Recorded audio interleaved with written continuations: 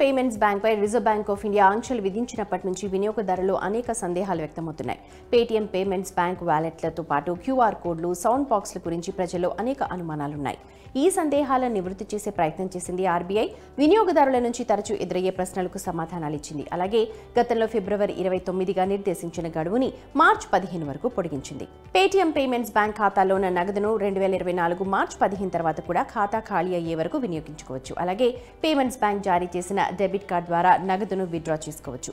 15 తర్వాత payments bank ఖాతాలో నగదు డిపాజిట్ చేయలేరు. వడ్డీ, క్యాష్ బ్యాక్, పార్ట్నర్ బ్యాంక్స్ నుంచి స్వీప్ ఇన్, రీఫండ్స్ మాత్రమే అనుమతిస్తారు. పేటీఎం పేమెంట్స్ బ్యాంక్లో సాలరీ అకౌంట్ ఉంటే మార్చి 15 తర్వాత నగదుని అందుకోలేరు. భవిష్యత్తులో ఇబ్బందులు ఎదురవకుండా ఉండేందుకు మార్చి 15లోగా ప్రత్యామ్నాయ ఏర్పాటు చేసుకోవాలని సూచించింది.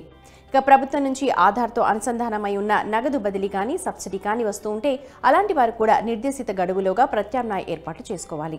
పేటీఎం పేమెంట్స్ బ్యాంక్లో నగదు ఉన్నంత వరకు ఆటో డెబిట్కు అవకాశం ఉంటుంది. మార్చి 15 తర్వాత నగదు పూర్తయితే ఆటో డెబిట్కి అవకాశం ఉండదు. కాబట్టి ప్రత్యామ్నాయ ఏర్పాటు చేసుకోవాలి. పేటీఎం పేమెంట్ బ్యాంక్స్తో ఓటీటీ సబ్స్క్రిప్షన్ తీసుకుని ఉంటే మార్చి 15 తర్వాత ఖాతాలో ఉన్న నగదు పూర్తయ్యేంత వరకు మాత్రమే రెన్యువల్కు అవకాశం ఉంటుంది. ఇక మార్చి 15 తర్వాత పేటీఎం వాలెట్లో బ్యాలెన్స్ ఉన్నంత వరకు మాత్రమే వినియోగించుకోవడానికి అవకాశం ఉంటుంది. క్యాష్ బ్యాక్, రీఫండ్లు మినహా ఇతరుల నుంచి కూడా నగదుని పొందలేరు. కావాలంటే Paytm payments bank wallet close చేసి ఆ నగదుని ఇతర బ్యాంకులకు పంపించుకోవచ్చు. ఇక పేటీఎం పేమెంట్స్ బ్యాంక్ జారీ చేసిన ఫాస్ట్ ట్యాగ్లను మార్చి 15 తర్వాత అందులో బ్యాలెన్స్ ఉండేంత వరకు వినియోగించుకోవచ్చు. ఆపై రీఛార్జ్ చేయడం కుదరదు. కాబట్టి వేరే బ్యాంక్ నుంచి ఫాస్ట్ ట్యాగ్ తీసుకోవడం బెటర్.